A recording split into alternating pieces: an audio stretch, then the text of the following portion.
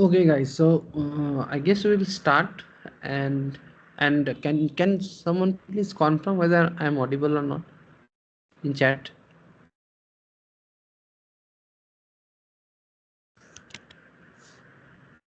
Hello. Wait.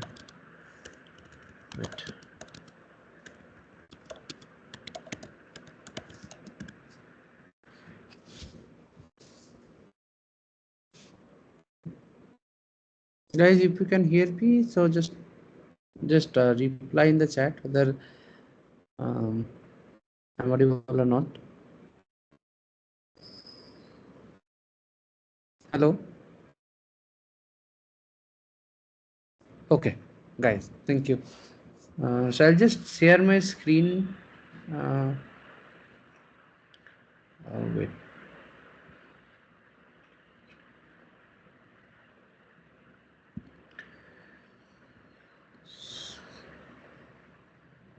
Okay.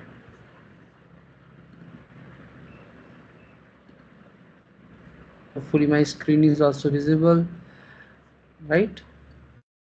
Fine.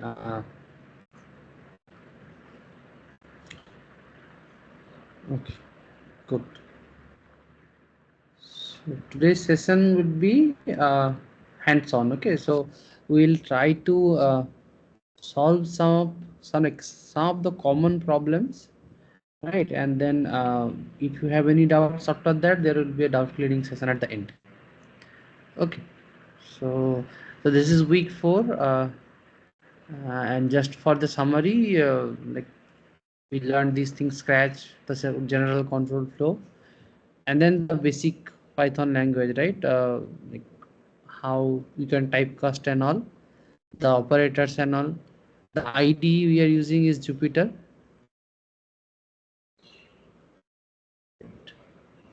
Okay. And wait. And later on in week 2, I guess we have yeah, I guess in week 2 we have learned about loops, right? Loops and if else. In the third week, we learned about strings and list, right? Now, so what do we know so far? We know how the basic data types, right? If we just go for this picture, right? We know these basic data types. Okay, so you can still see my screen, right? Hope so. Okay. So we go for so currently we know current like basic data types are primitives, right? But in ADT or abstract data types, what we have covered so far is list. Okay, string also comes under primitives, right? Because multiple characters can combine will create a string. Now list, we already know that list so if you have attended the last lecture, so list are kind of different from strings. They are mutable and they are kind of sequence collection of elements, right? Let's say 1 2 3 4. So if there is a greater than less than mechanism around them, so you can sort them. That's the main idea of list. Okay.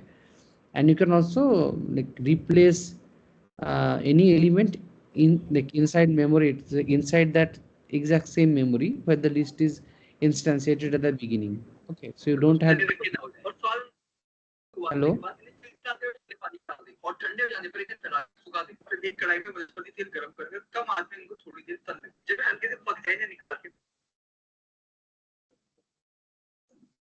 Oh, okay. Anyway, I think that was unintentional, I guess. Anyway, so if you have any doubts, you can just unmute and say. Otherwise, I'll just continue. Okay. So what we have seen so far is lists are different from strings, and strings we cannot change them in memories. We have to create a separate copy of it if I want to change it. Otherwise, right? Otherwise, for lists we can change them inside memory, and they can be ordered, right? So we can sort them. Okay. So now today, I guess Okay. Today our agenda would be to finish off this other data types first, tuple, dictionary, set, and complex. Okay, and then go for some hands-on. So we'll solve some like standard problems. So not that much like, so they are standard in the sense that um, they'll come time and again in some of the like larger problems. Let's say I want to search something in a long list, right? So what is the algorithm I can choose, right? This type of problems we will be seeing today. So so actually those are also used whenever we are implementing databases and all, right? So today's class would be kind of a case study, and we'll try to solve all these problems. And before that, we'll just see what tuple, dictionary, and set is, right? And we'll not spend too much time on this because I think the string and list, this is the most used data structure, and the dictionary as well. But anyway, dictionary doesn't have too much difference from, or it is actually very much, the knowledge is very much transferable from lists. Okay, so let's just fire up Python now. Uh,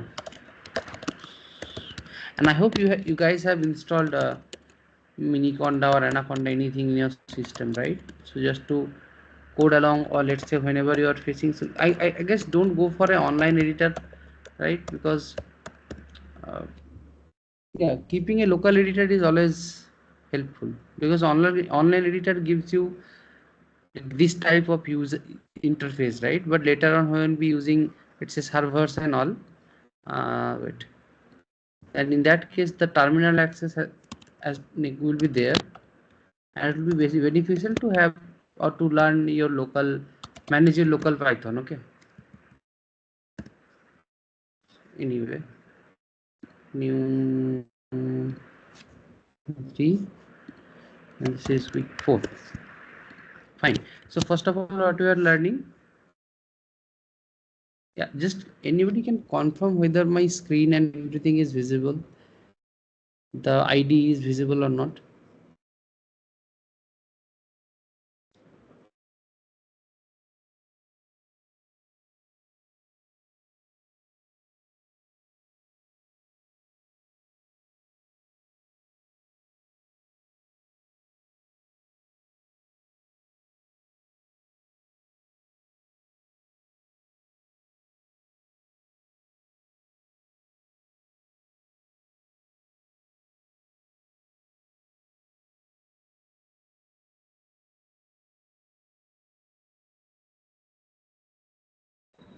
I saw someone was typing, but anyway, hope it is visible.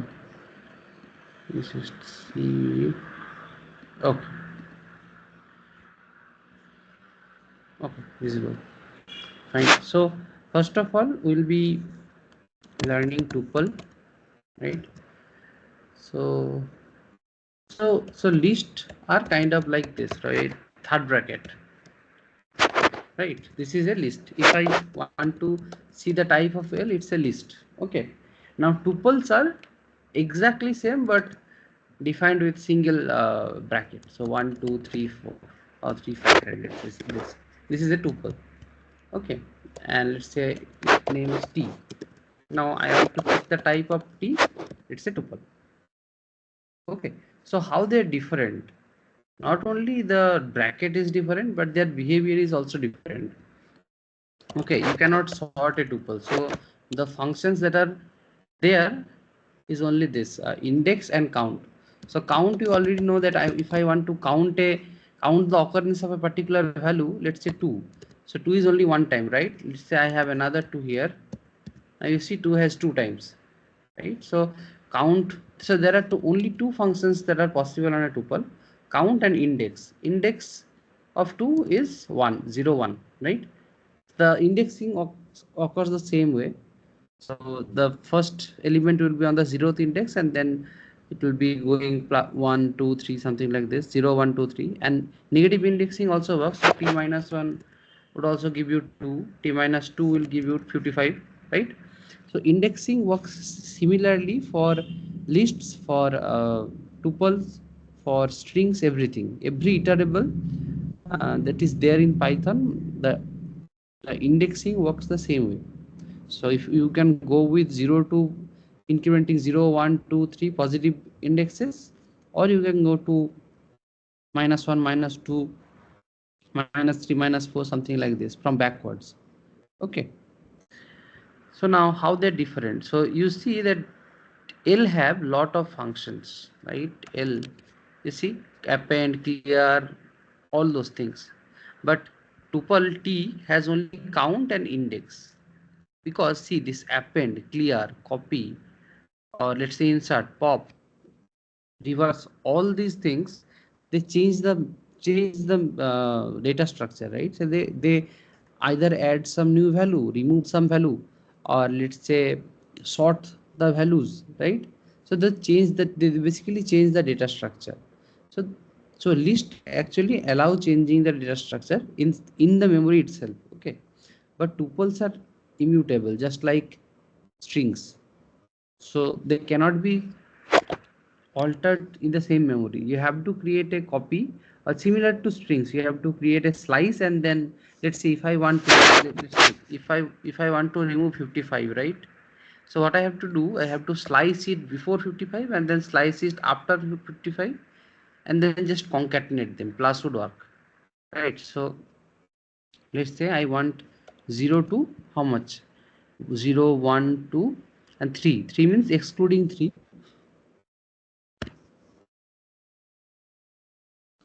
So T0 to 3 will give me 1, 2, 3, and then not 50. It will not give me 55, right? Yeah, 1, 2, 3. And then if I go for 3 to nothing, nothing means 3 to give me the end of it, right? It will give me 55 and 2, because 3 is starting index, so it is inclusive.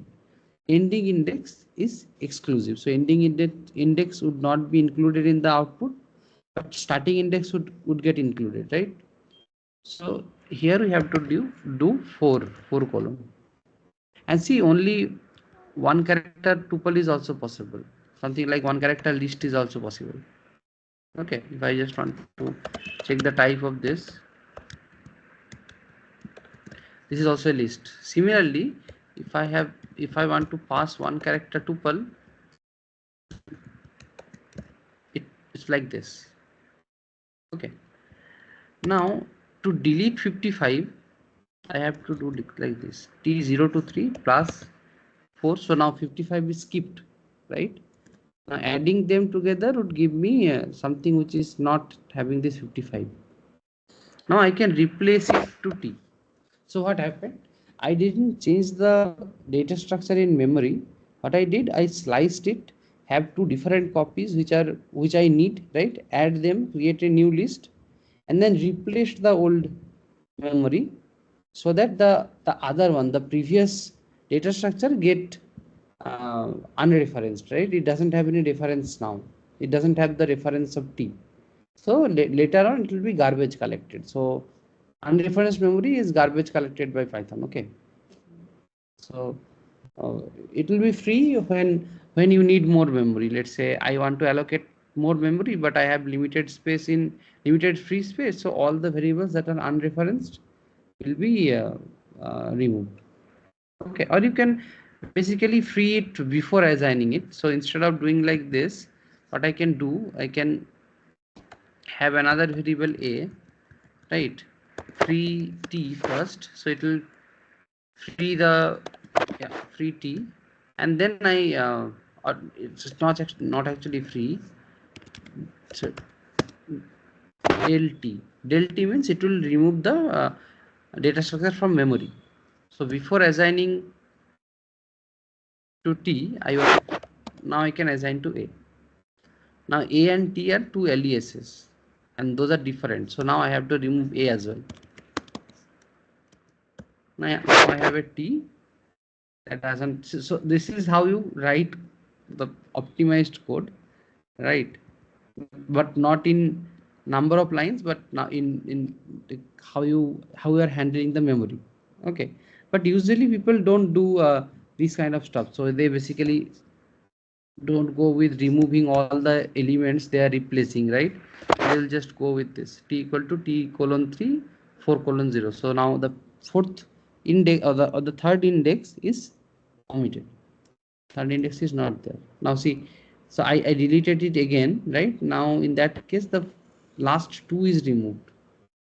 So let's just run it again. T equal to this the previous one now, and tuple, yeah, index of 2, that's fine. Yeah. See, from here we remove the 55. So this is how you remove elements from tuple. Adding, already you saw, if I want to add two tuples, positive addition would work, right? Any other thing we can do on tuple? Index. So yeah, these two things I guess we already saw. Count means how many times a particular element occurs, and index means where the particular element first occurred. So if there are two twos, right, it will, the index command would give you the index of the first two, this one. Okay. Okay, let me just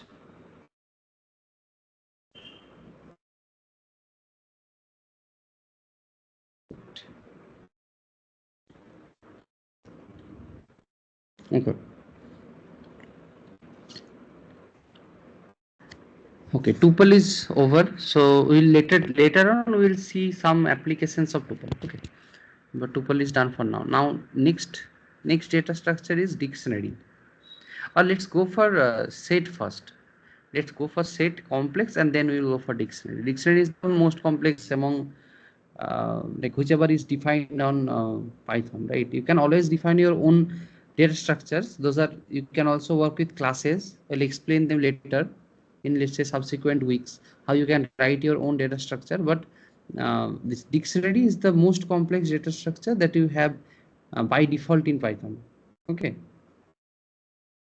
so let's just go for set first. Set is just like same as what you like usually expect, right? But the definition is second bracket, the normal mathematical notation of set. 1 2 3 4 5 6, right? Okay, now in set, if I repeat element, it will not be there, so it will only take unique elements. Okay, so let's just do one optimization that we can do using set instead of list. First of all, okay, so the set, the objective is it only tracks unique elements. So whenever I want to append some new element, if it is already there, the resultant set will not contain two elements, it will contain only one element, right? Let's say I have another two added, like three twos. Now the resultant set is also like 1 2 3 4, same as if I have only 1 2, right? So that means this set can be used to only track unique elements. Okay, and the functions that are possible, yes, functions that are possible are this. So clear, difference, discard, intersection update, all these things. Yeah, if someone is speaking something, just unmute yourself.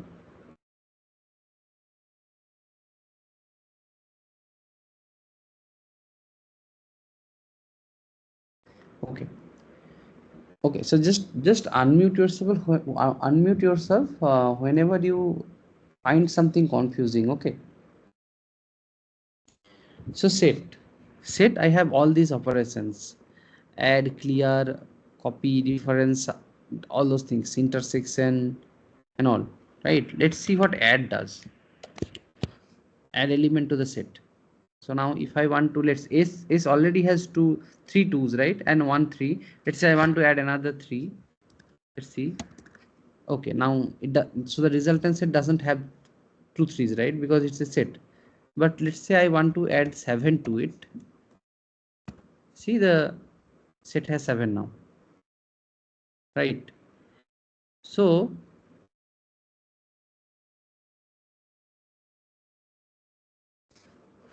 yeah, so So let's just see how we can use set to improve our code. Okay, so one of the example could be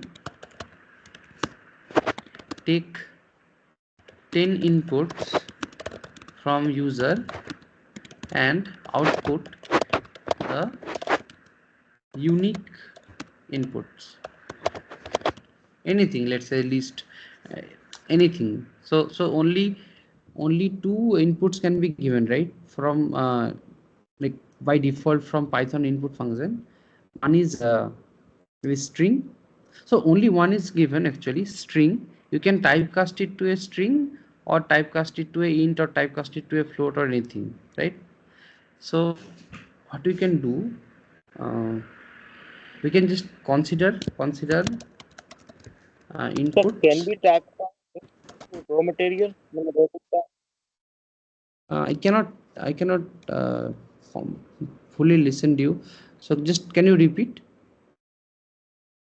Sir, we can we can जो data अपना रहता है अपन ने अपने उसको string में दिया उसको अपन सर रो डेटा में से कन्वर्ट कर सकते हैं. हाँ. So you can see whatever you have given input to the let's say the input command, right? If it can be hmm.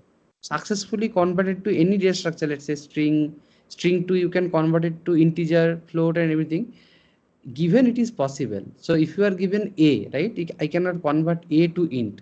But if I am giving 6.5, I can convert it to string or int. Because for int it will be 6, the 0.5 will be removed, and for float it will be 6.5. Sir अगर अपन ने रो data में convert किया sir अगर मान लो ए को भी कर सकते हैं रो डेटा में तो कुछ भी आ सकता है ना sir. Raw data means so it's like only you can provide strings, right? So you sir row can data see integer the float type. वगैरह इसको करा सकते हैं. देखो input, ठीक है. Now let's say I am inputting a, right? It's giving me string a.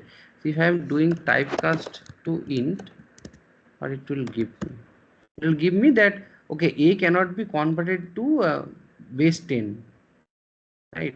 Because there is no valid conversion. But if I am giving 12, then there is a valid conversion. Get it, right?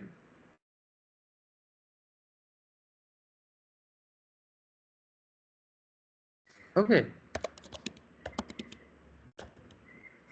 anyway, so row if data they, में 12. so raw data means you are writing strings here.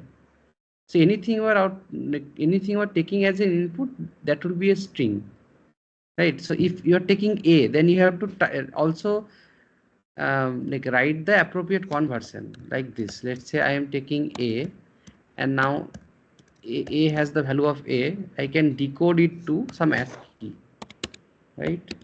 So so there is this decode, wait, not encode. So yeah, is ASCII to identify to lower to numeric. Uh,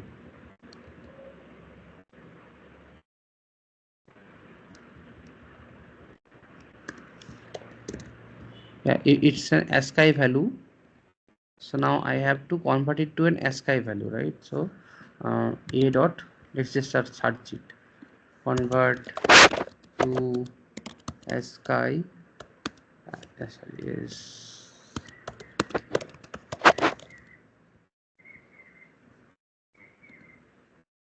odd. There is this function called odd. So I can just do odd of a, it will give me 97, right? So if I am processing, let's say, characters with their ASCII value or uh, the actual byte structure, right? So a in bytes means this 97. Okay, so if I am processing like this, I have to also process the input similarly. So I have to use the odd function to decode them. Okay, directly converting to int would not work. Yeah, just you can unmute and say. Then you can unmute.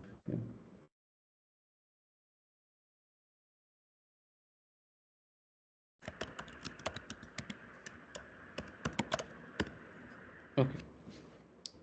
So one question I can see the difference between list and tuple, right?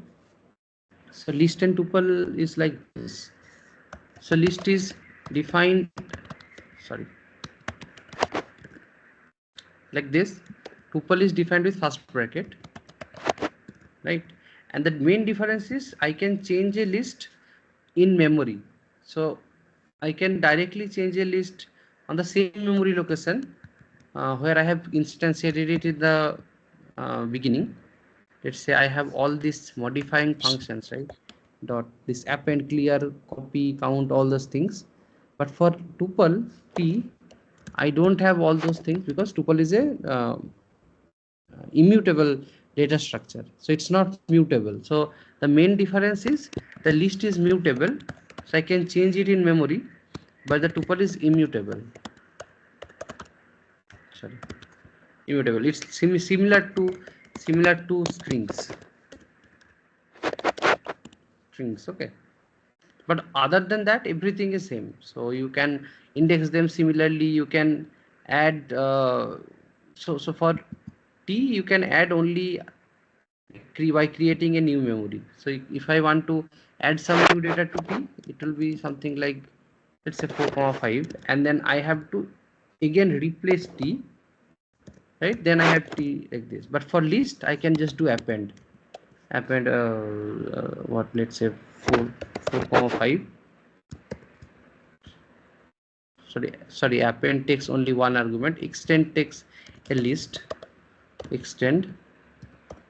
So I want to add this, extend this list, and now l itself has the new added parameters, right? Because I changed the, I haven't assigned the new list, or I have not created a new list and assigned it to l, right? I just extend the l's memory by 4 and 5, and it changed the l.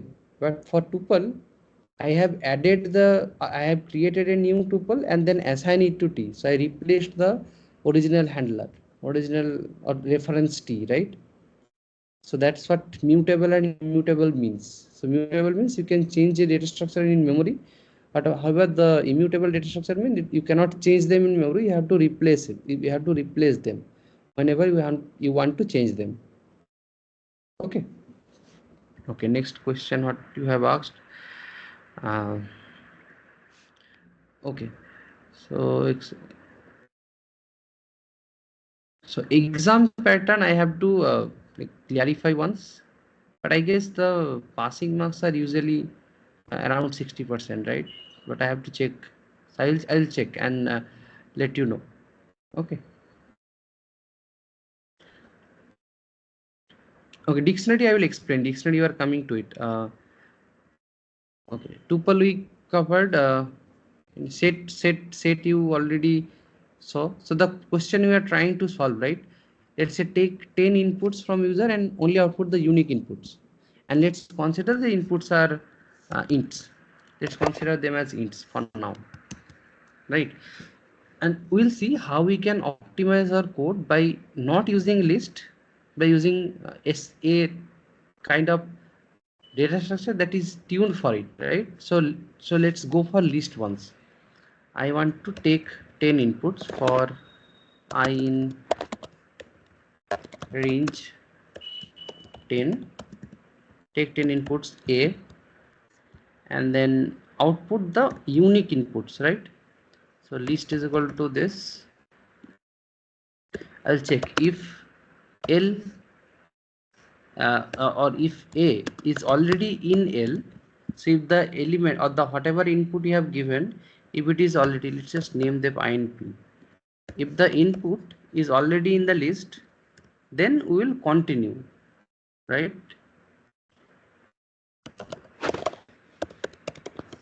Continue. Else, or okay, so if it is in the list, wait, there is something wrong with this code. So if it is in the list, it will continue. So that means we will just skip that input, right? Now let's just run it.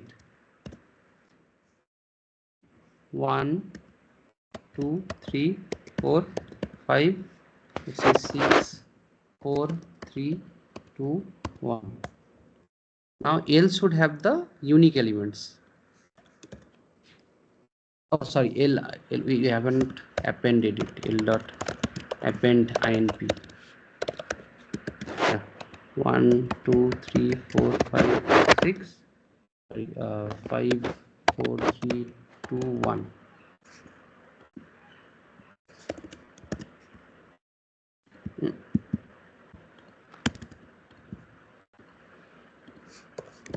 Okay. So L now have 1, 2, 3, 4, 5, 64. But this operation is very costly. Why? Because it searches every element in the list, right? So it's like, and searching usually takes, so the best thing you can do for searching when you have a sorted array, right? That is binary search. But the requirement is sorted. It should be sorted. Without sorted array, you have to do linear search. And the time complexity for linear search is O of n, right? So if I am taking n inputs, then my time complexity of getting the unique elements for this case, this due to if input in L due to this line. So here what will be the complexity? O of n, right? The loop, assume that this 10 is n, and the if this statement, it will take O of n because it's linear search, right? You cannot guarantee inputs.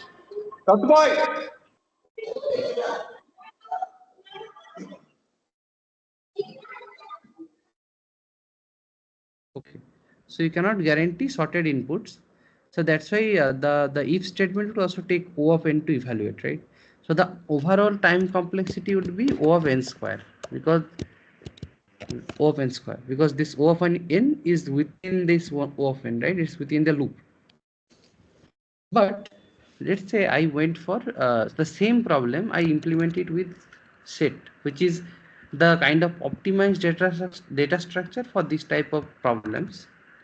So S is equal to a set. I just take the input and I just add it to S. Sorry. So now, based on the implementation, right, this adding up, this can take login time. Okay. So now our implementation currently have O of n log n complexity. So it's less than O of n square, and our implementation is, look what happened.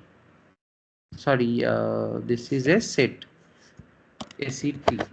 So if you have an empty set, you have to create it like this. So there is a trade-off.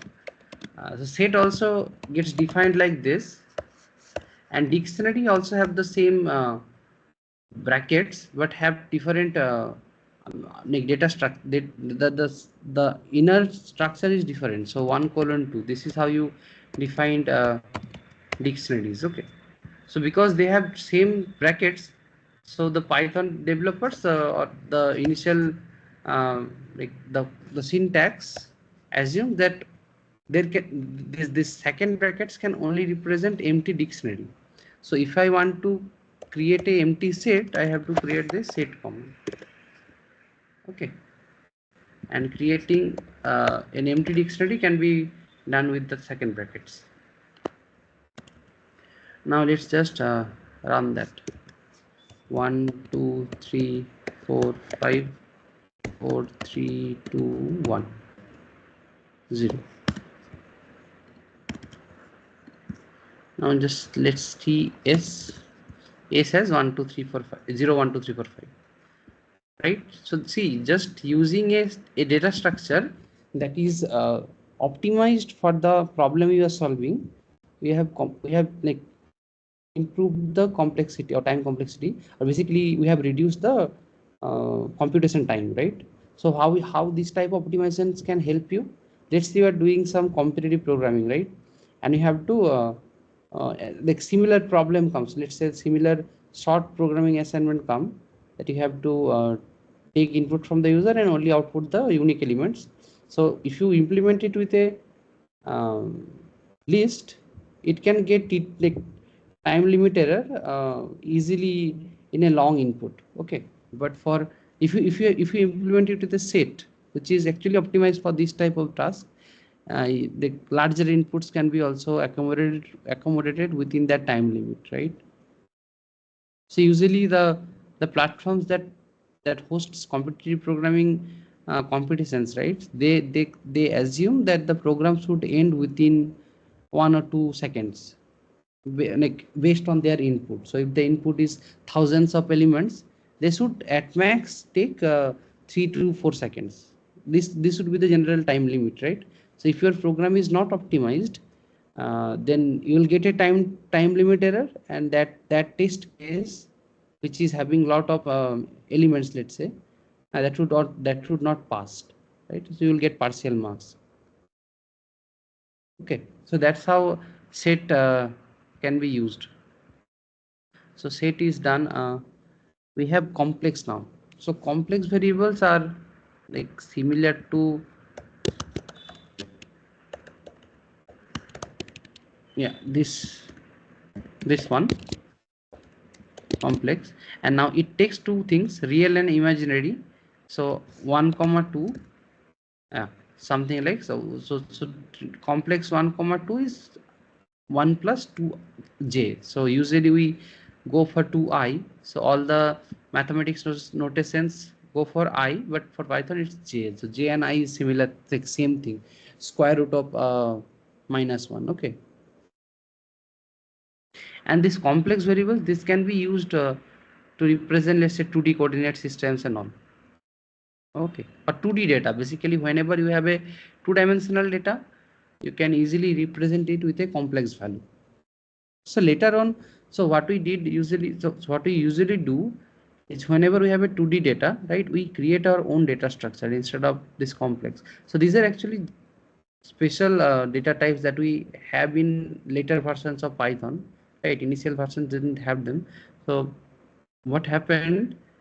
So there are some inherent data types, let's say some sensor data, right? Say, so they basically provides this complex type in outputs. So let's say radar. So radar data is complex. So if you get the IF signal, right, so that is complex. So to represent those type of data structures, you have to have this complex. But for a 2D coordinate system, 3D coordinate system and all, I can just create my own class and use it as my own data structure. Okay, we'll just discuss it later on, how to create your own data structure and all. Okay, so all the data structure are complete. We'll go for hands-on now. So let's see. And like till now, if you have any doubts, you can ask. Wait. Dictionary, how to read from keyboard. Oh, keyboard. Sorry. So till now I have not done the dictionary part. Dictionary I will say. Difference between append and extend. Yeah. So for append, you can only add one element. For extend, you can add a list. So in extend you can pass a list as parameter, but in append you have to pass only one element. That's the difference. Okay. So if there are all same elements in set, then it will return a singleton set. Yeah. So if you have let's say added 1 1 1 multiple times, it will only have one at the end. Okay. And okay, Manas, I guess I have clarified your doubts on append and extend, right? Okay, set I will explain it once more. Let's see. So can you unmute once and like kind of pinpoint which point you try to understand again, because say wait, yeah, yeah, just unmute. Vandana, you can just unmute and say which part of set you try to understand once.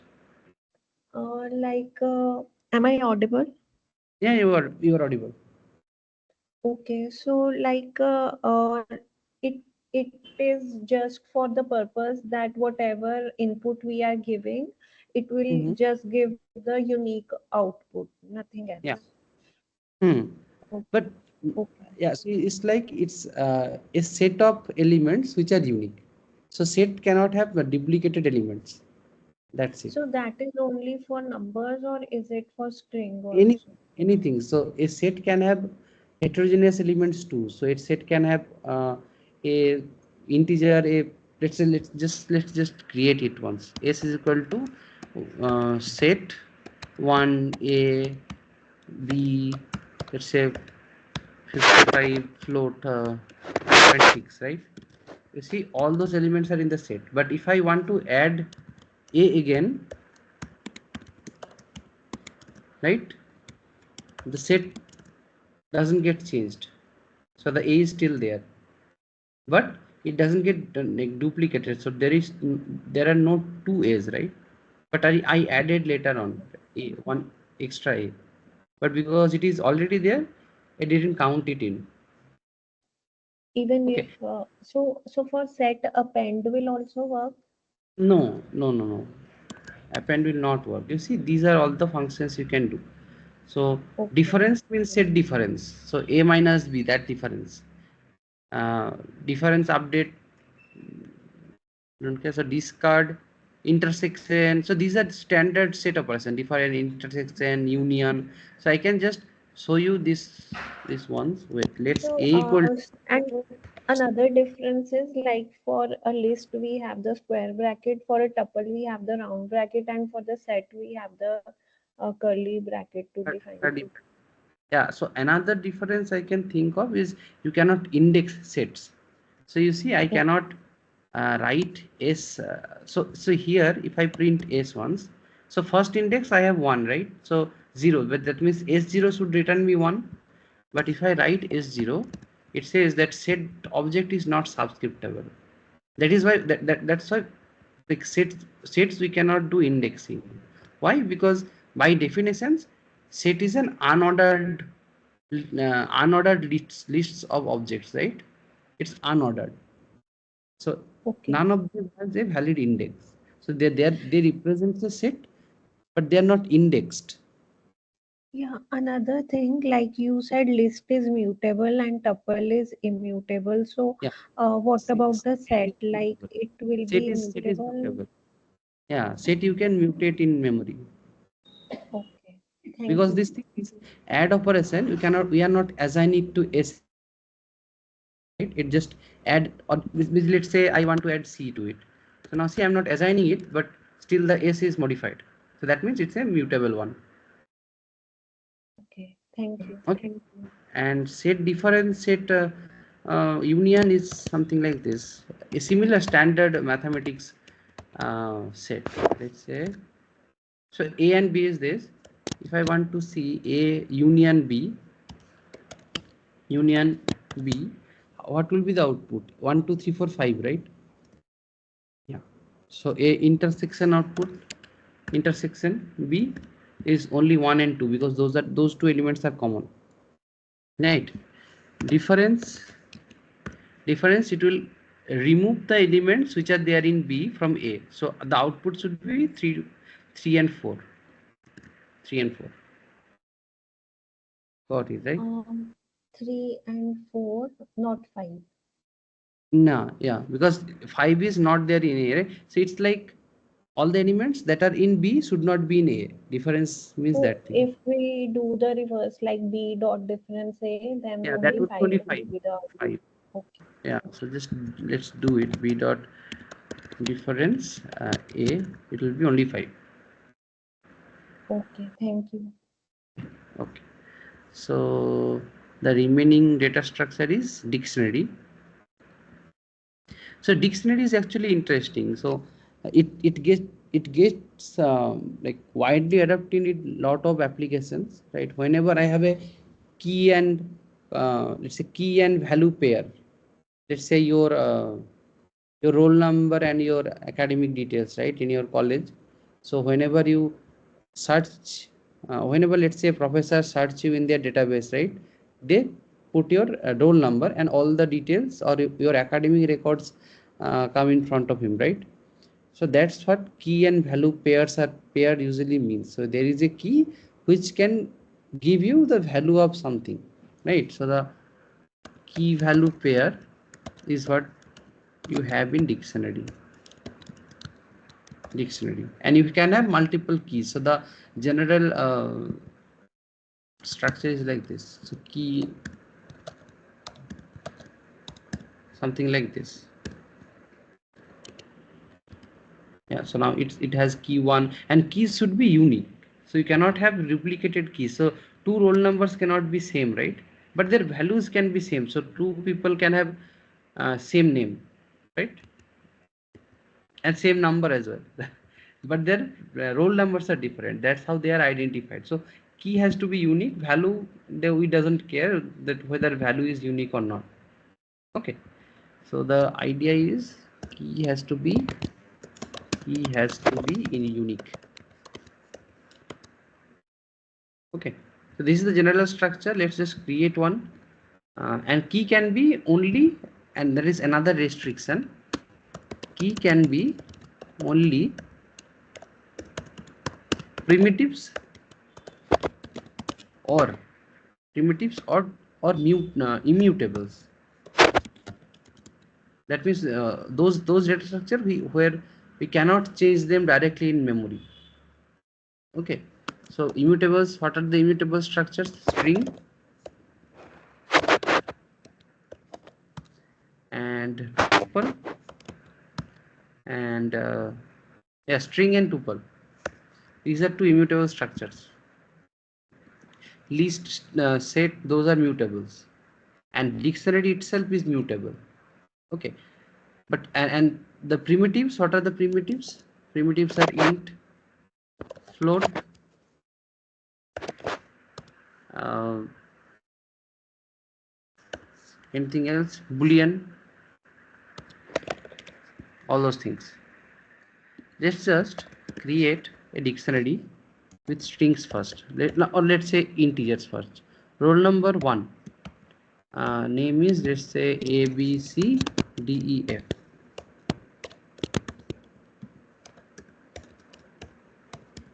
Roll number 2, G H I X Y Z. Okay, this is how a valid dictionary is defined. So I just formatted it like this, but you can write it in one line as well. So you can write it DICT dictionary, or DIC dict, and then I can write everything in one line like this. Yeah, it's a dictionary, so I can see the type of the structure. It's a dictionary, right? An empty dictionary looks like this. This is an empty dictionary, not an empty list. For a sorry, not an empty set. For empty set, I have to do set. Okay. Now, so what are the operations that we can do on dictionary? See, clear, copy, from key, get items, pop, all those things. So the most important thing what we can do in dictionaries, by how we can append new entries, how we can delete entries. Hello.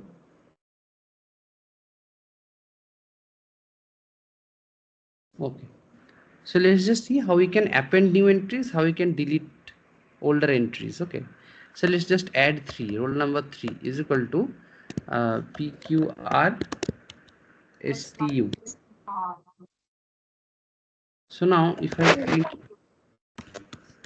right, so now see the new entry is there, and let's say I want to remove the first entry. So how I can remove the first entry? I can just delete DIC 1.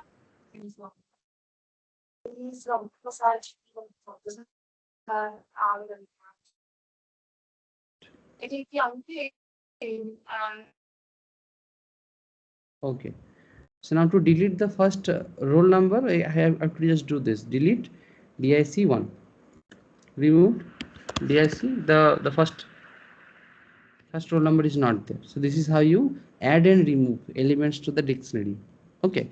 And let's say I want to check whether a particular key is there. Let's say I want to check whether 3 is there or not. So I'll just check 3 in, it will give me true. 1 in dictionary, no, because I have deleted 1, right? So this is how you check whether a particular key is present or not. You cannot check whether a particular value is present because values are not indexed. You can only check whether a particular key is present, and to index each key, what I can do, just do this. I want to get the value of key 3, so I'll just do d3.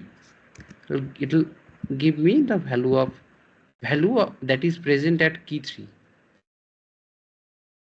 Okay, so now just think of a use case where I can use these data structures. And one thing, you can so you can nest any data structure within any data structure. So you can have nested dictionaries, nested list within tuples within lists, everything mix and match you can do. Okay, let's just think one application of a nested dictionary when, let's say, the key is your roll number and the let's say the value is your name, your department, and your marks in the last examination. Okay, and let's just formulate the problem. So you have to create a marks management system using dictionary, okay, to calculate name and department, calculate name and department of highest and lowest scorer.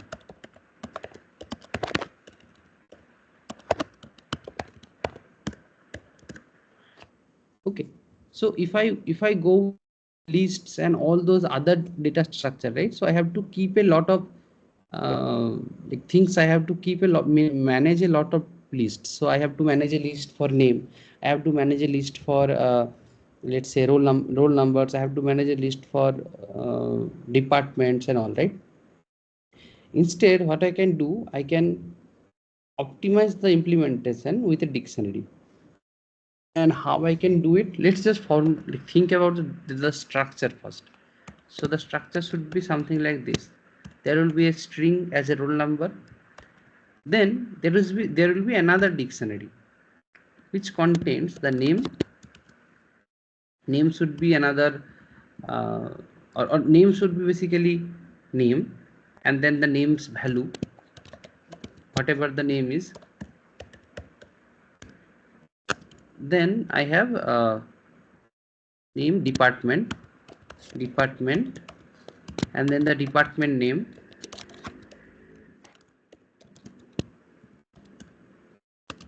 and then lastly the marks, right? And then it's a integer, so let's say something. Okay, so this is what a entry looks like, and now we have multiple entries like this. So this is the data structure for implementing this problem. Okay, and then to find the highest and lowest scorer, I can just loop through all the elements and mark whichever is the highest, whichever is the lowest. That is standard, right? Now I don't have to sort it. See, to find highest and lowest, I don't have to sort it directly. I can just loop across all the elements and mark whichever I have seen as highest, whichever I have seen as lowest. Okay, so this is the data structure. Now how to implement it? We'll take inputs from user. So let's just do the problem in hard code first. So let's just write the roll number as r1, r2, R3, value is name 1, department name 1, name 2, department name 2, name 3, department name 3, and let's just put numbers as let's say this guy gets 50, this guy gets 40, and this guy gets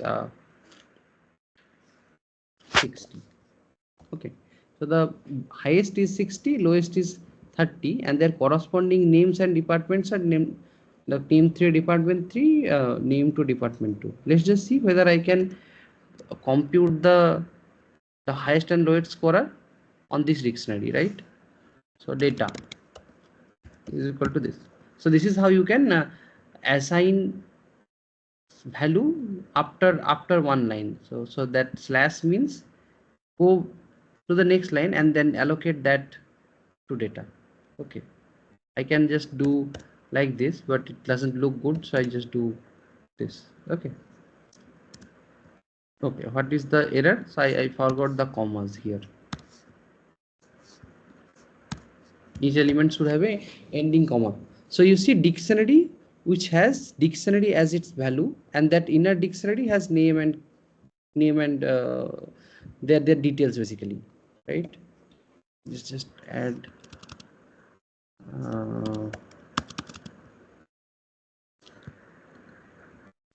wait.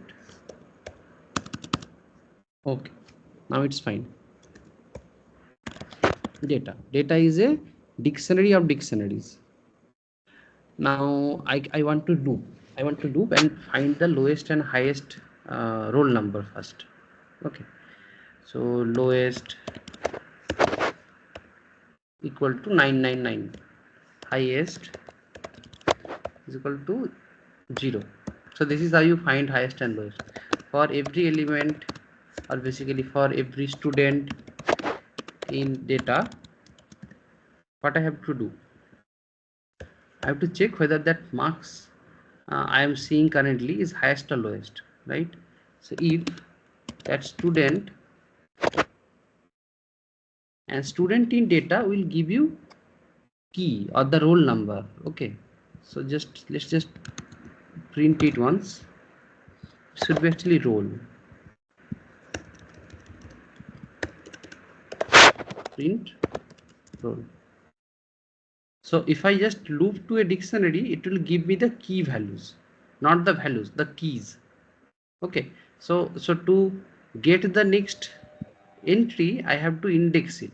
How I can index it? So I just name it as roll.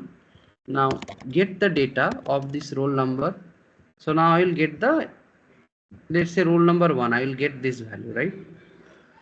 And now if I want to get its marks, I can just do marks. So get the marks of roll number R1 from data. Clear? Now if it is greater than what? If it is greater than highest,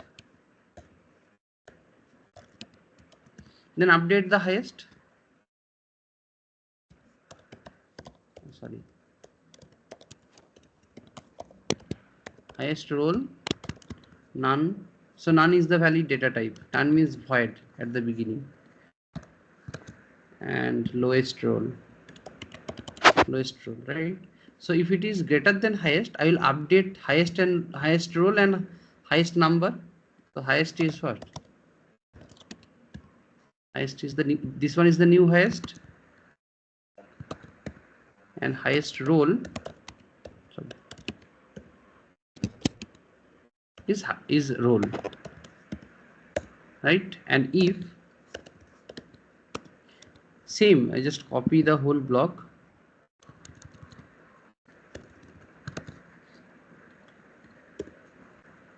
If it is less than lowest, then I will go for lowest row. So after I run this, sorry, here I have to give a, so to define variables on the same line, I have to use this termination or semicolon. Run.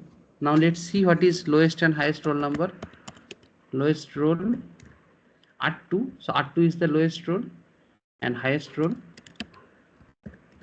is R3.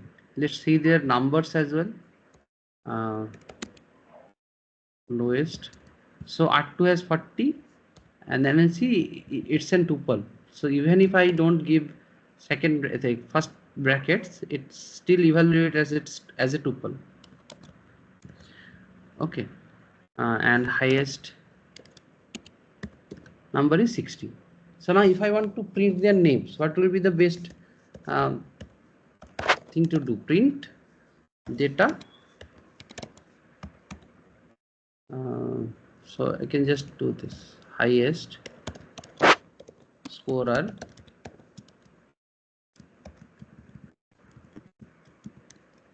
is this guy /n. Lowest scorer is another guy ended, and then this. So highest means highest roll, and I want their name, right? Same as in case of lowest, it will be data, the lowest roll, and then I want their name. Okay, let's just print them. What happened? Unmatched. Okay, I guess we have to go for second brackets here. Okay, because I have first brackets inside the whole thing, right? So I have to go for second brackets, because otherwise Python will not understand whether this is the end of the string or the first quotation is the end of the string. Okay, so you see the highest scorer is name 3. According to our fixed data structure, the highest scorer is name 3, and the lowest scorer is name 2. So the lowest scorer is name 2. Right, now let's just how I can take input of this whole data structure. My code is optimized, so I can, or instead of only printing the name, I can print the whole structure, right? So whole structure, I just don't index it, it will give me the whole structure, department name and everything. So now just let's take input from the user. Instead of creating a hard dictionary or a hard coded dictionary, you can just take input from the user. How I can take input from the user? So input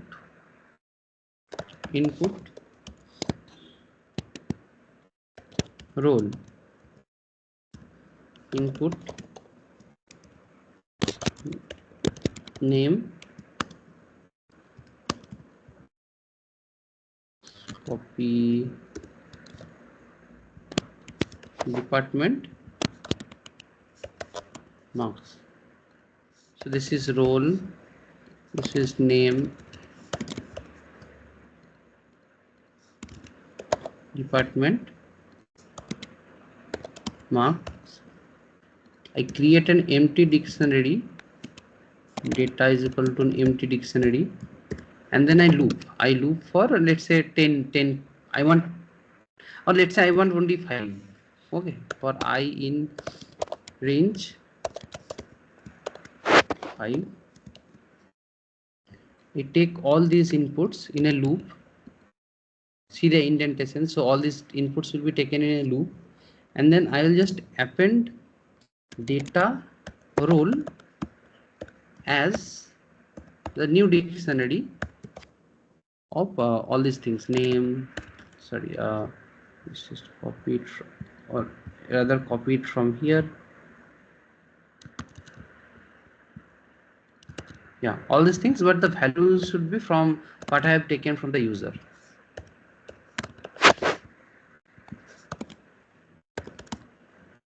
Right, so this is how I can take the data structure instead of fixing it beforehand.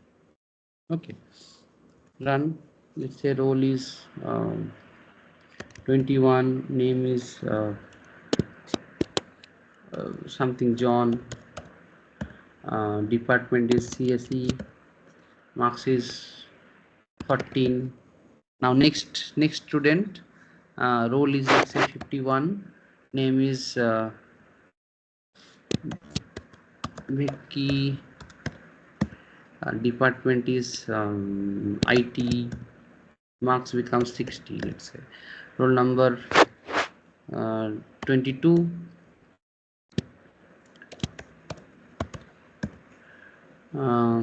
department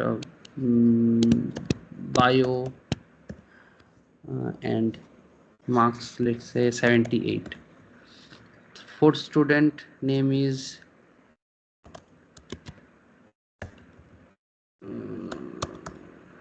Vicky, name is also, oh sorry, the roll number is Vicky. So if it would be good if I put a check there. The roll number should be integer. Okay. So anyway, I missed it. So let's just terminate it and run it again.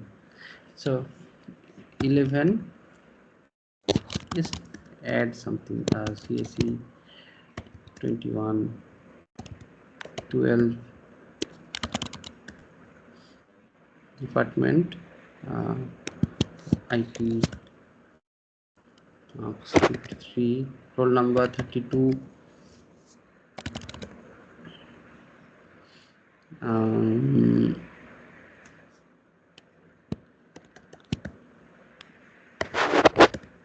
roll number 51,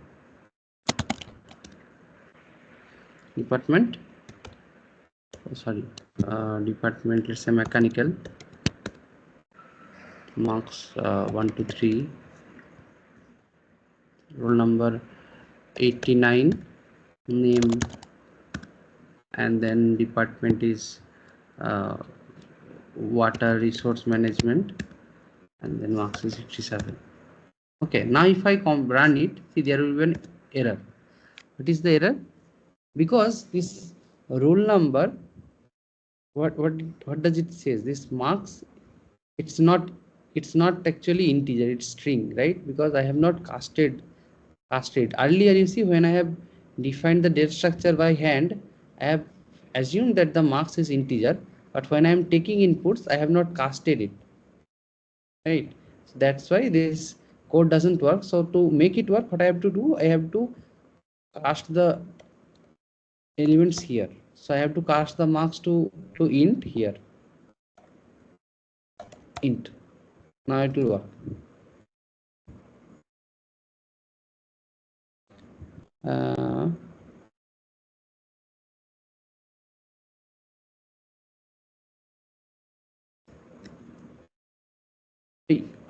Greater than is not sorted between int and string. So highest is not string, I suppose. 21.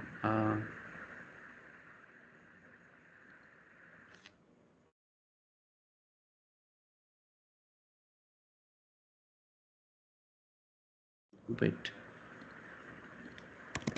Just to see data. Oh, here I have to also cast it. So instead of casting it here, it will be wise to do it when I am taking the input itself. Okay. Now if I run it, you see the highest score is 1, 2, 3.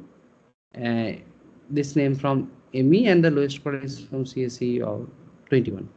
From the whole data structure also, I can see this is the lowest score, and 1, 2, 3 is the highest score, right? So instead of having it implemented in dictionary, if I went for a list, right, then I have to see, I have to maintain 1, 2, 3, 4 lists, to track marks, department name, and the roll number, and that would be very hectic to manage, right? Rather, I can use a dictionary, and it will be very much manageable.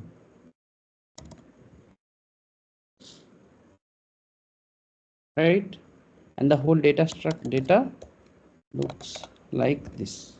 So this is the key, and within the key you have another dictionary, which is the value of the first level key, and then the second dictionary have their names, department, and all those as keys and their values, right? You get the workings of dictionary, right? Okay. Um,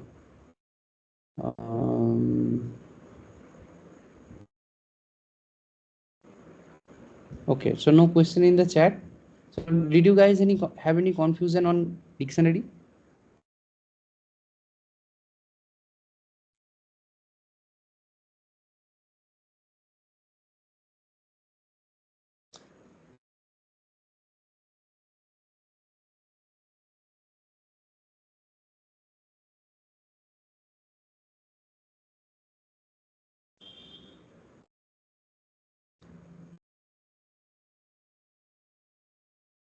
Okay. So you know how to add to a dictionary, you know how to remove from a dictionary, how to take input in a dictionary, as well as how I can like get the key or get the value from the keys and loop a dictionary, right? Okay. Anything else you should know? Let's just see here. I don't think so. This item, so there are two things. So if I want to print all the keys, right? So if I want to print all the keys, the command is data.keys. It will print all the keys available. And if I want to print all the values, the command would be data.values. Oh, sorry. Copy. Instead of keys, I want to have all the values. And the values are itself dictionaries. That's why they are printing like list of dictionaries, right? Okay, and you can also check whether a key is already present. So let's say I want to check 11 is present or not there, not in the data. So I can directly check this in data. Then I can have the answer as yes, it's already there. But you see 15 is not there, right? So if I check 15 in data, it's returning me false. Okay, so this is how you handle dictionaries. That's all. So if you have any question in mind or any let's say like example problems you are trying to solve with dictionaries which is not happening, you can say it now.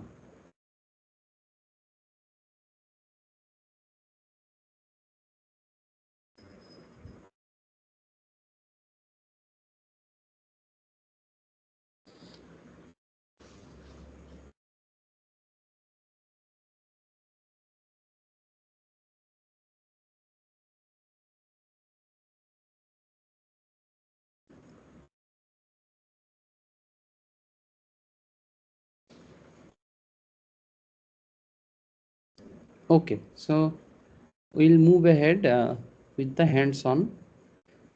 Basically we'll try to solve some like exemplar problems which arise in multiple places. Let's say when you will be studying the algorithm course, right, algorithm and data structure course, then also you will come across all these topics.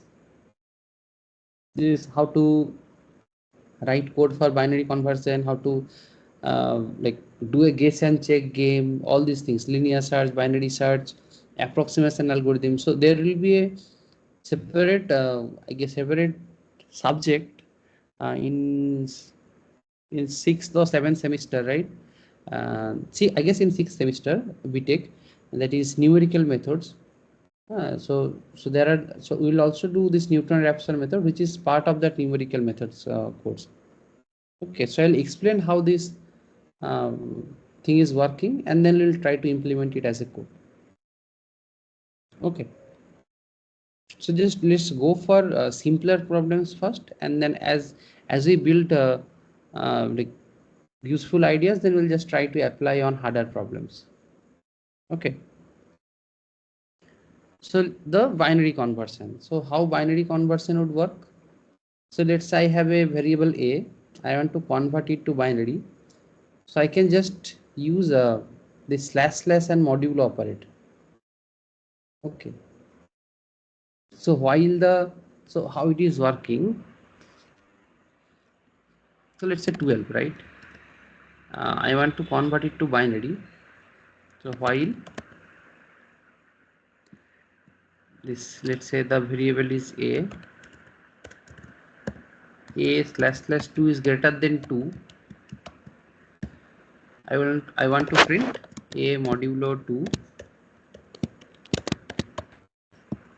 and then print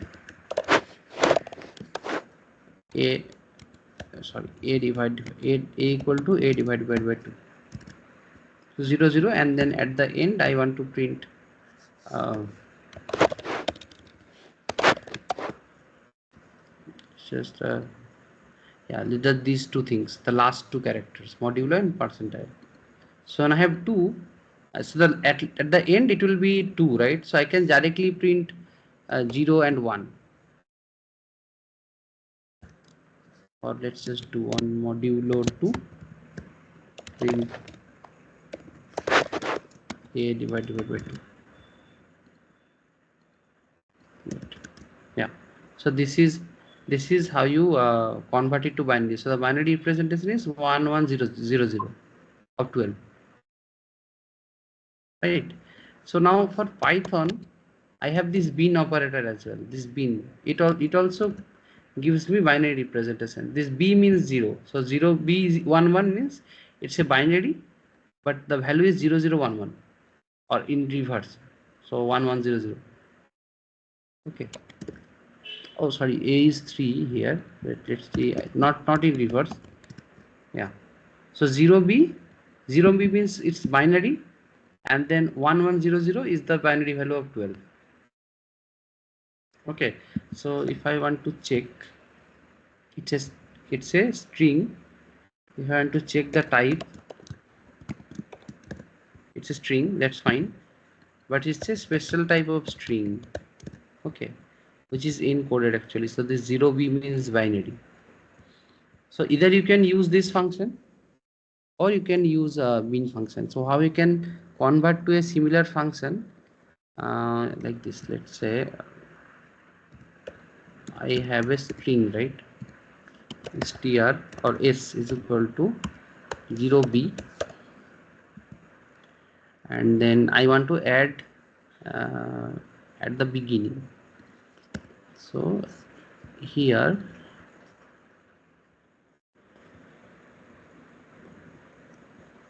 or let's just add have an empty string instead of printing it out, or let's say let's print it out, but s is equal to um,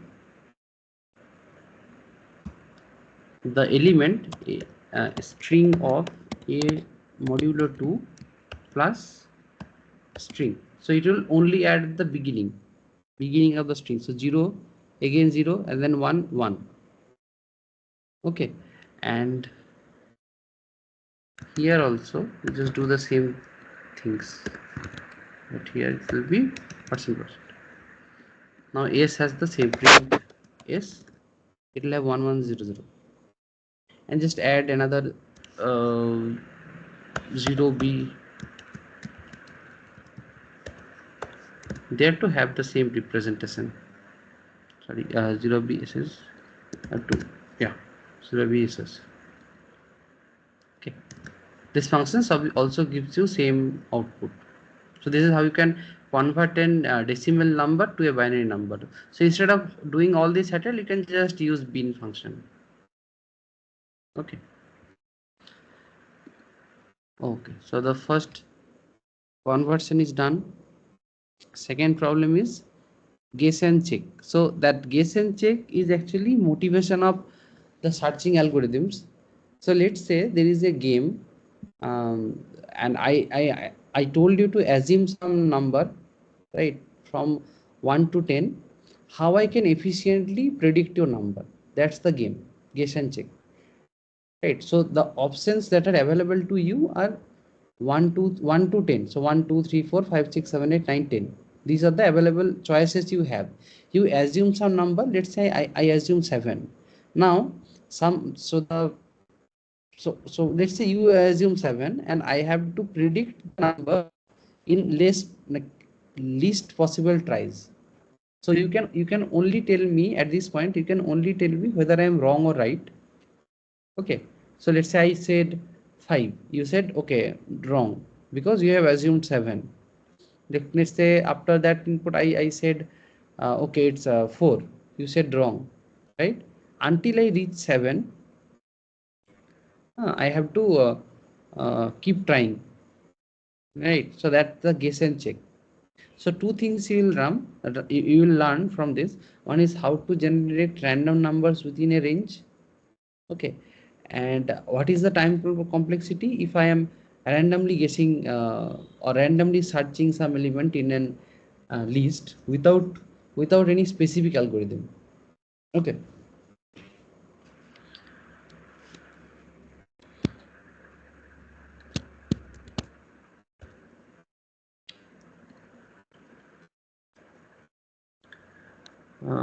Okay, so let's just implement the assume part. So the game is guess and check. So first fix the assume part. Assume. Assumption is or let's just not implement the assume, as we will assume as a like as we are participating in the game. Okay, and just see whether how many times it will take to reach our assumption. Now while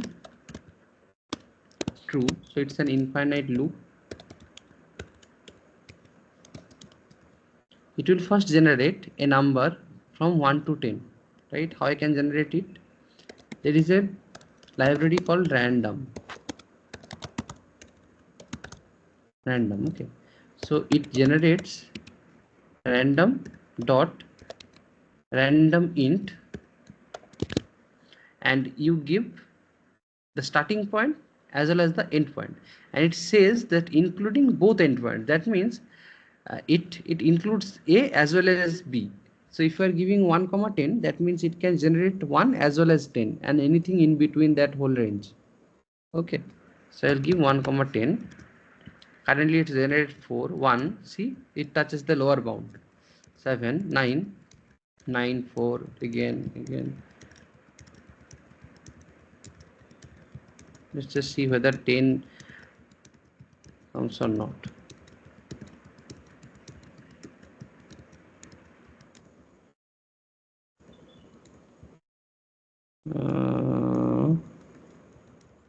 No, 10 doesn't come. So let's just read the documentation again.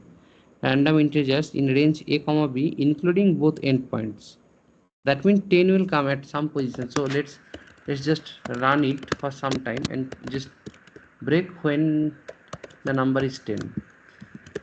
If the number equal to 10, break,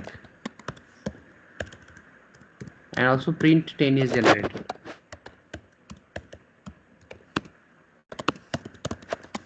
Right? Yeah, 10 is generated. And how many times it takes to generate 10? Let's just also keep track of that one. I equal to 0, and every time it doesn't generate 10, it does I equal to I plus 1 and trial colon I. So in which trial the 10 is generated? So 10 is generated at the first trial. Next 10 is generated at the 0th trial, and then it is at the 30. First trial means it's second trial actually. 0, it counts from 0, right? If this plus plus is at the beginning, then the counting starts from 1. So I plus equal to 1. Now see, 10 is generated at the third trial. So third loop, it will generate 10. Next fifth loop, third loop, 34th loop. So what does it mean? This random int function generates 10 or anything from 1 to 10 with an unique probability. So with an uniform probability. Okay, so all the elements have same probability of getting generated. Okay. Now I will use this function to generate our guesses. So the guess that computer makes is something which is between 1 to 10, and we will check if, and then we'll take input from the user. But first of all, print it uh, your assumption is guess, fine, and here I have to either break out of the loop, break out of the while true loop, otherwise I have to re-guess again or guess again, right? So I will take an input from user. Is my guess correct? That's the computer asking us. Okay, and we have to provide an yes no answer. Yes no. And let's just put question mark here. uh, Correct or not. If correct, or let's not name it correct, let's name it input, in as input. So if input equal to small y, that means we have guessed the computer has guessed my assumption correctly. Break. Else I want to just continue, right? Or just this is a date. This is basically writing nothing after this is if block. So if it is only y, that means I have corrected is correct. So the computer has guessed it correctly. Then only it will break out of the loop. Otherwise, it will keep on guessing. Okay. So before running it, let's assume a number. Let's assume my number from 1 to 10 is 5. Let's see how quickly it reaches 5. My assumption is 2. No, no, my assumption is not 2. My assumption is 5. Yes, my assumption is 5. Since second term, it reaches the assumption. Again, let's say my assumption is still 5. I want to run it again. My assumption is 6. No. My assumption is 9. No. My assumption is 8. No. Is it 1? No. Is it 3? No. Is it 8? No. Is it 6? No. Is it 5? Yes. So you see the upper bound, so or how many times it will take to reach the guess or reach the or to reach the assumption is actually not defined, right? It actually depends on the geometric series. So it's something like this. Reaching the correct guess or reaching the correct assumption is the probability of that is 1/10, right? There are 10 elements and the probability of guess and the assumption to be correct is 1/10. One of the 10th basically guesses should be a correct assumption, right? And now it will create a geometric series that let's say I guess the uh, or how quickly I can reach the assumption. That's a geometric series. Okay, so it will be, I guess, from geometric series you can get the probability of how many wrongs it will be doing before going to the correct answer. So it will be around statistically it will do around 10 false. Okay. So anyway, it's something like a linear search. So instead of having this unbounded error, let's say I don't know how many times it will return me wrong outputs. What I can do, I can go for a linear search. I can just like something like brute force, right? Let's say I only have the choices from 1 to 10. What I can do to guess your assumption is I can say you, okay, you assume 1, you assume 2, you assume 3, something like this, right? And go until I'm reaching the end of your assumption space, right? So that is the linear search. So this is guess and check is random method. So it doesn't have any bounded time complexity. It can run forever as well, right? But linear search, so guess and check, this is the randomized implementation, randomized. And now what I can do, instead of going for randomized implementation, I can do a linear search as well. What is linear search? I stay the same thing what usually like childrens do, right? That if they are trying to guess something, they start from the beginning and go till the end, right? They don't apply any heuristic or any algorithm as such. So they just do a brute force. So that's what linear search means. So instead of while for or while true, what I will be doing for every element in, or basically every term in range, I know the search, I know the assumption space 1 to 10. I will say that, and 1 to 10, that means I have to give it 11 here to reach to 10, right? Okay, now print your assumption is term. All the possible assumptions I am printing one by one. So let's say my assumption is 1. Now my assumption is 1, yes. It reaches my assumption within the first iteration, right? But let's say my assumption is 10. So that means what? It has to go till 10, right? So that means the time complexity is, so let's say something like this. So no, it's not my assumption. Now it's 2, not my assumption 3. It has to go till 10, right, to correctly guess my, or correctly guess my assumption. So the time complexity for linear search is O of n. So let's say the upper limit is n, then I have to go for all n elements one by one.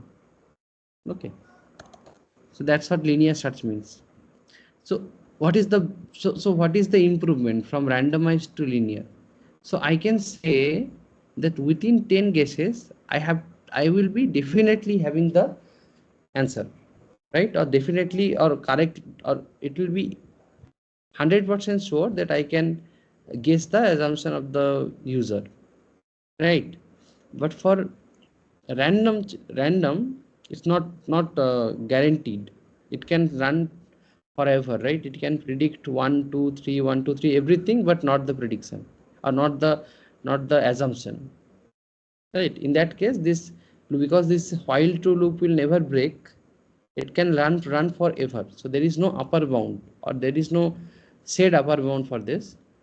But for the linear search, the upper bound is, okay, if there are 10 elements, my loop will run till 10. Okay, so whether we can improve it, how we can improve it? So till now we only have lower and upper bound. What about if we also have two more things? One thing is, the user can give me whether my guess is larger or smaller than the assumption, and the second assumption is my the range is sorted. So see, this range is always sorted, right? If I am trying to like play this game with someone, I will say what? I will say pick any number from 1 to 50. So the whole range is sorted. Now let's say he kept 30 as the assumption. The main catch is I can ask him or her that, okay, I said my guess is 25, whether it is less or more than your assumption. So we have introduced a bit of information from the previous assumptions, right? Previously we didn't know anything about whether my assumption is bigger or smaller. But now if I have only that information, that okay, whether my guess is bigger or smaller, based on that I can reduce the time complexity.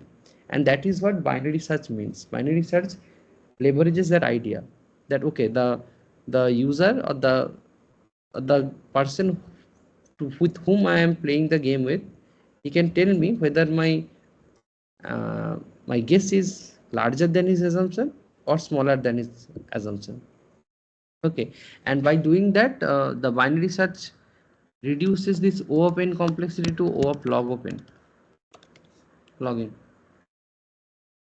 Okay, okay, so this is what binary search means. So I guess these slides are already there. So we'll go for some doubt clearing sessions later on. I guess in the next sessions we'll go for, so linear search will we have completed. So there are other problems as well. This binary search, you can see the code if you want to.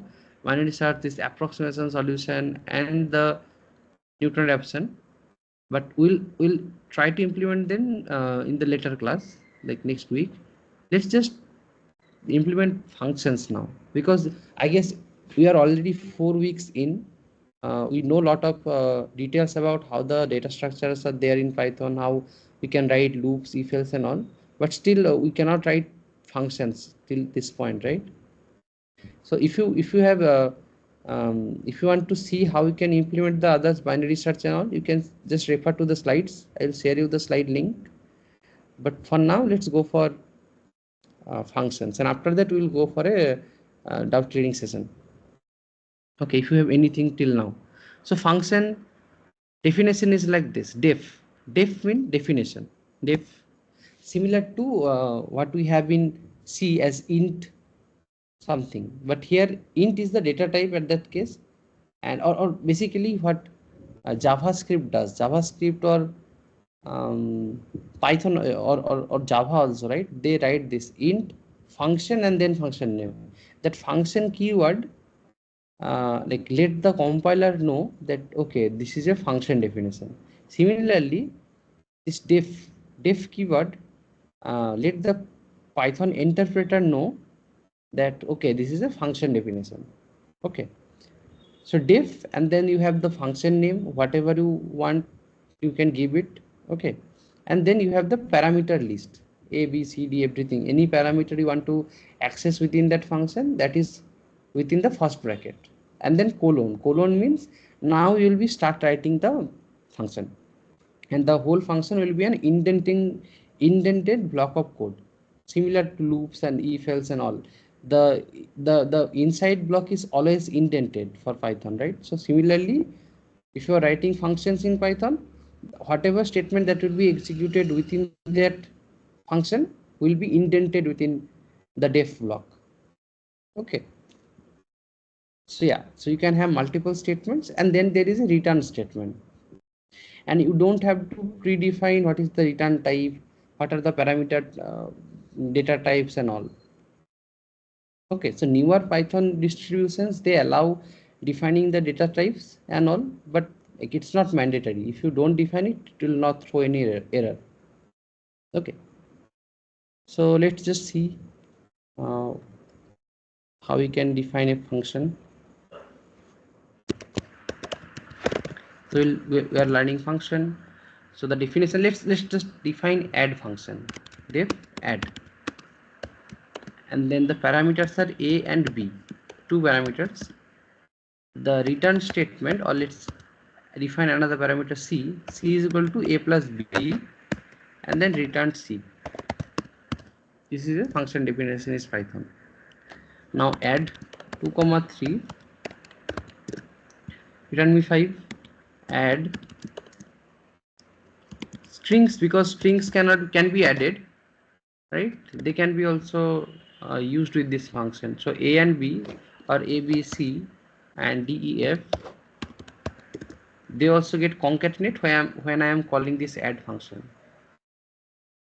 Okay, similar to lists. So everything that has the add operator valid can be used with this function. You see, 1 2 3 is the list, and then the second list is say 4, 6. If I add them, the resulting list will be 1 2 3 4 5 6. So you see, we don't define the inputs or the data types of a and b, but see, if I pass something which is invalid, let's say set or let's say a list and a string, right? They cannot be added with any logical operator, right? Any addition operator doesn't work on list and string together, right?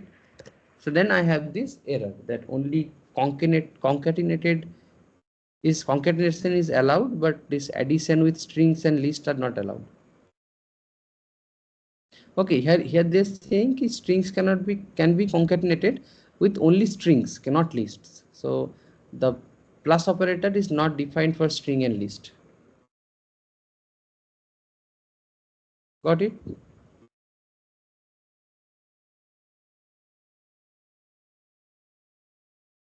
Okay, what is the difference between set and dictionary? So set is a unordered list of elements, and dictionary is basically key and value pairs. So they're both defined as second or curly braces, but the meaning of them are different, right? One is a list of unordered elements, another one is key value pairs. This type, key value key, let's say key 1 value 1, key 2 value, this type of pair. And the for set there is, so the whole data structure is different. You see, this is what a dictionary looks like. Yeah, this is what a dictionary looks like. Key colon this that value, and then value, that value can be also a dictionary. So then here the value, the key is name and the value is name 1, and it has a colon to say to kind of mean that okay, this key is correspond to this value, or this value correspond to this key. But for set, it's not like that, right? Set is this. Set is just like list and tuples and all, but it's an unordered unique list of elements. Okay.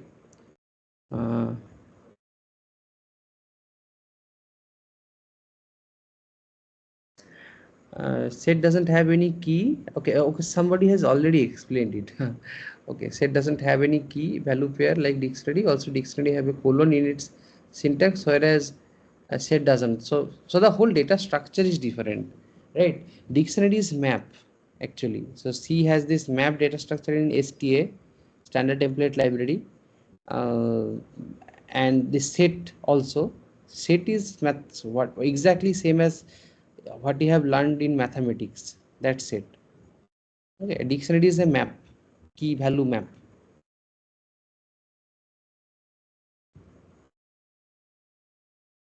Okay, now any doubts on functions? So the basic function is this, add.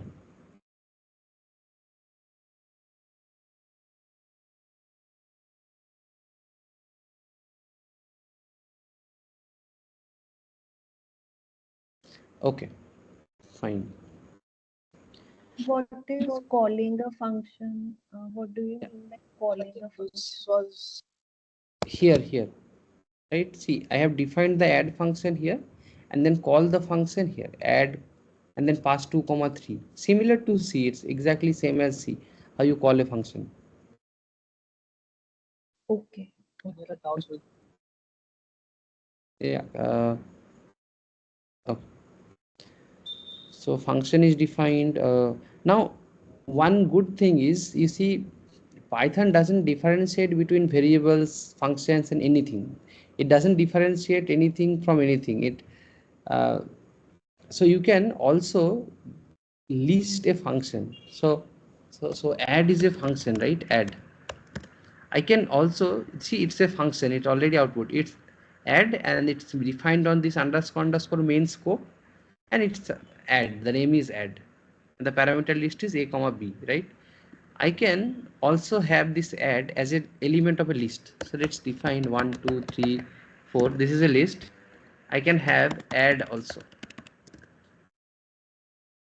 So see, the list contains other elements as well as a function. So what is the use case of all this? Let's say I have 3 4 functions: add, subtract, multiply, divide, right? Let's say just define them. Def subtract a comma b, return a minus b, multiply, sorry, multiply a comma b, and see the indentation. Whenever I'm, whatever code I'm writing inside the function is actually indented.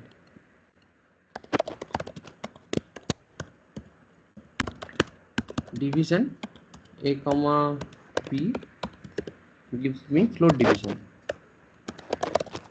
a by b, and I already have the add function here. Just let's say copy and paste it in one location just to have visibility, right? All of them has the function definitions of their own.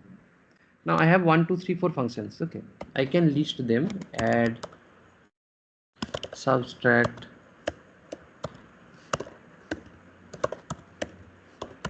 multiply, division. So these are my functions. This is the list. The name is my functions. So if I print my functions, these are all the functions I have in the list. So now let's say I take two inputs from user, and I want to apply all those functions. I don't have to manually call them. I can do a loop. Just like elements, I can do a loop of functions as well. So let's take two inputs. Input one, let's say they are int. Input one, copy it, change it to input 2, right? Input 1, let's say 12, input 2 is, let's say, 23. Now I want to apply all the functions. So initially what I will be doing, right? I add, and then inp1, inp2, something like this, right? And then I will have to call multiply separately, multiply multiply separately, right? Instead of doing this separate calls, what I can do, I can also loop the functions. So for function in my functions, print.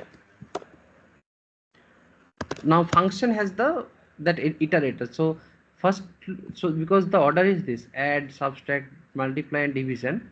So for add will be first assigned to func, okay, and then subtract will be assigned to func in the next iteration.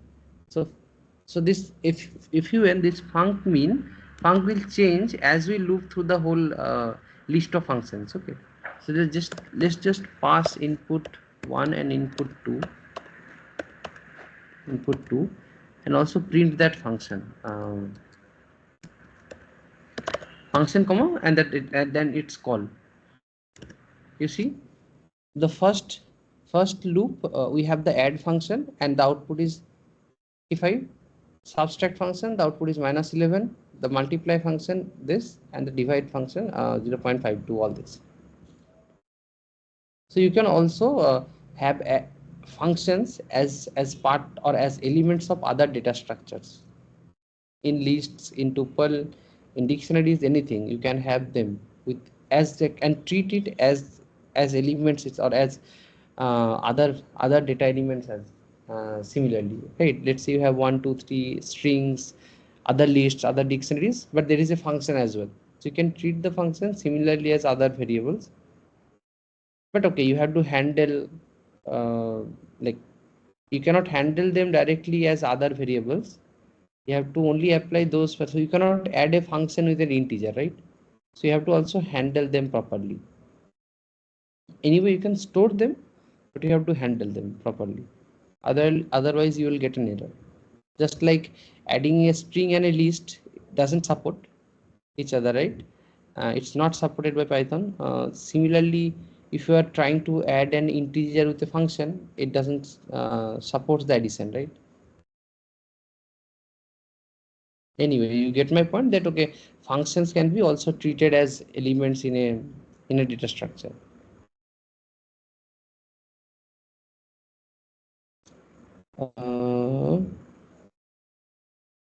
Okay, predefined functions and predefined functions and defined. Okay, so we repeat this procedure once again. Which procedure?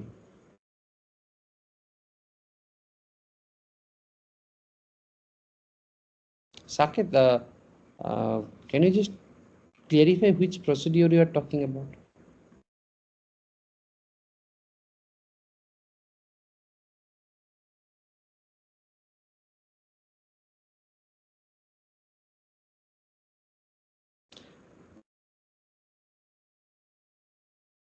Okay, just let me repeat it, or basically give an overview of what I have said.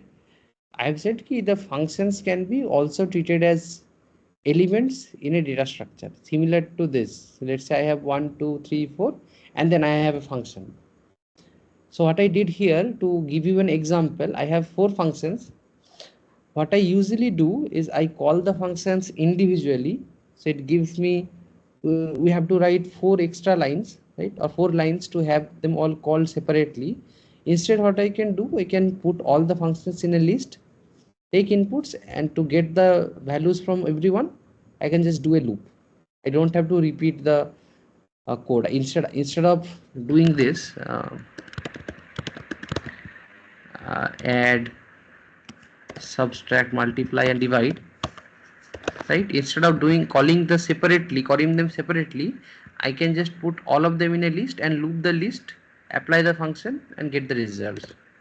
Anyway, I have to print all them. Anyway, here I have to also print them.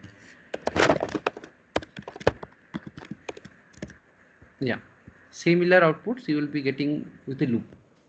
And this function, it will be replaced whenever the add is in the first index, right? So add will be evaluated at the beginning, then subtract, then multiply, and then divide.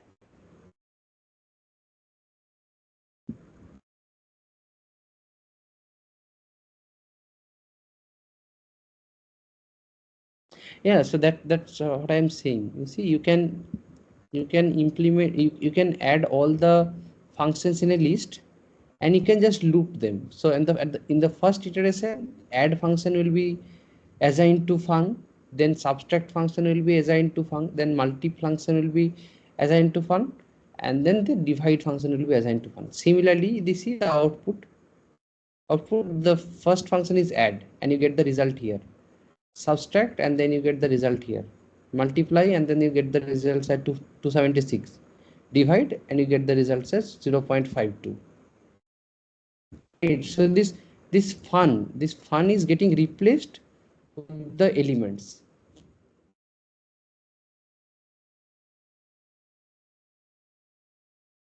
Okay. Okay. So you can now, I guess, clarify any doubts you have till now. So on functions, on list, dictionary, any other data structure till now.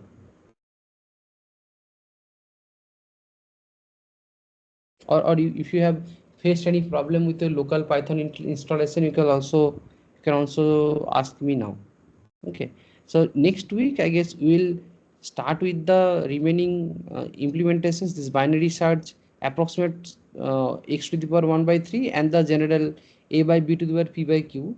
So this is one interesting question actually. So I know, I don't know whether you know it or not, guys, but this question is a very popular question at interviews in IITs. Okay, so the professors asked, okay, I cannot. So the C has this standard uh, power operation, right? POW, and it takes two integers, right? And how it is evaluated? Either you can implement it with for loop, right? Loop, let's say p times and multiply a, so a to the power p. But you don't have any implementation where the, let's say, the power is fraction, so you cannot loop 3.2 times and multiply a to compute a to the power 2.5, right? So how that thing is implemented in practice, you can do, right? You can, so in Python you can easily do 2.3 to the power, right, to the power star 3 5.4.5, but you see 42.43, right? But in terms of thought thinking, we cannot think that how I can multiply 2.3 4.5 times, right? So there has to be some mathematical way of computing this. If it is only integer, let's say 2.3 to the power 4, then I can just multiply 2.34 times, right? It's actually results to this, sorry, this same answer. But if it is 3.5, a 4.5, then see, I don't have any other I don't have a similar representation as multiplications, right? So that's what usually gets asked in interviews at IITs, that how you can implement a by b to the power p by q, and the mathematics is actually really interesting. So I'll explain them later, I guess in the next class. Okay, let's just have the listen some of your doubts and see whether we can solve them if we have any. Okay, we already have 4 minutes left. Guys, so did you face any problem in your local Python installation, or how you are dealing up with the course assignments till far, like till now, and then whether you are facing any challenges with the assignments you are like submitting, cannot run them, anything you if you have any doubts, you can speak now.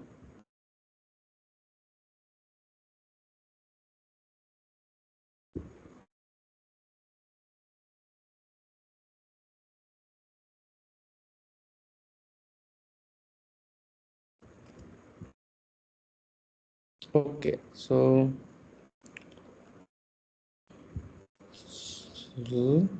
okay, so functions I would suggest in this week you can see what how to write some other functions too, right? Later on there will be recursions, all those concepts. So what I can do with a function, I can do recursion, I can do let's say, so there are a lot of algorithms that depends on how you are using functions. Okay, so we'll see whether I can list down some other like example problems which clarifies some of the doubts, okay, how to use functions. And then this tower of Hanoi is there, this uh, let's say a to the power b, that computation is also done by functions. So instead of loop you can do a recursion, right? There is a concept of recursion. So we'll explore, we'll touch upon all those concepts later on. Okay. So, Yeah. so will there be assessments for 5 weeks only? Which one? The assessments which we are getting, the programming Yeah, assessments and the quiz. yeah, I guess they are shared weekly, right? So as they will be shared till the 12th week. So you have to, so each week have a assignment question. Okay, and the end of the like the 12th week, I guess the course will be ended, and the next final year, right, final semester exams will be declared. So which date will be the final exam.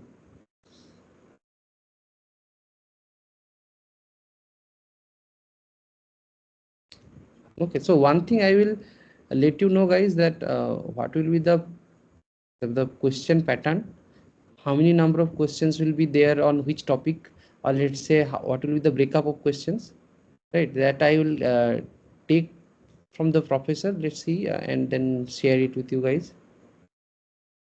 But usually most of them are so you can expect two type of questions. Okay, one is MCQ, so you have to directly check mark okay, this option is correct, this option is wrong. And second is because the evaluation is done that way, because and second, so it will be easier for the NPTEL to evaluate you, right? All of them will be MCQs itself, but some of them are directly answerable from your like from your understanding of the language. And second is something exploratory. So let's say there is a code which is incomplete and there are options to complete it. Or let's say there is a code which is there, and you have to predict its output. Output is the options. Okay, so these types of questions usually carry more marks than the questions that can be directly answered in a straightforward, or without any major thinking. You can directly answer it based on your proficiency on the language, right? So those are, I guess, 1 marks questions, and these are 2 and 4 marks questions. I'll just clarify it with the NPTEL like moderator, right? So I will just clarify it with them, and then share it with you. Okay, and these slides I can share.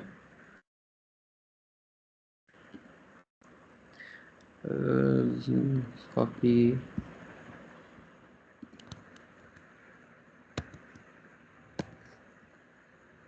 So the slides are there in the chat. Or you already know, right? The recording will be there in the YouTube channel, so you can see there. Okay, so I'm just stopping the recording. Stop recording.